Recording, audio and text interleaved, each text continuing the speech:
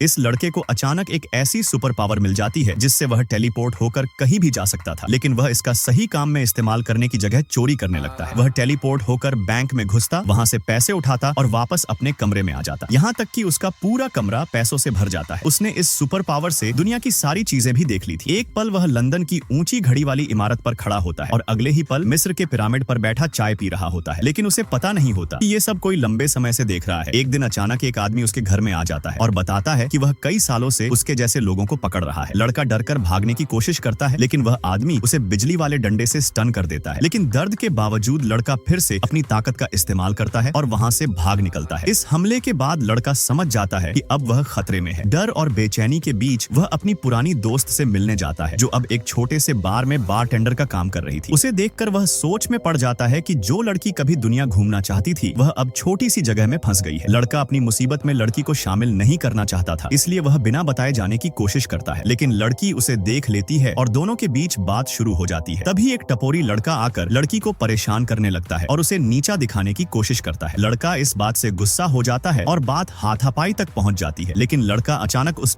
को लेकर बैंक के अंदर चला जाता है। जब वह वापस आता है तो लड़की उसकी चिंता कर रही होती है। तभी लड़का उसे अपने साथ दुनिया घूमने के लिए कहता है। लड़की पहले इसे मजाक समझती है, लेकिन उसकी आंखों में भरोसा देखकर मान जाती है। अगले ही दिन दोनों टेलीपोर्ट होकर दूसरे देश पहुंच जाते हैं। Subscribe for next part.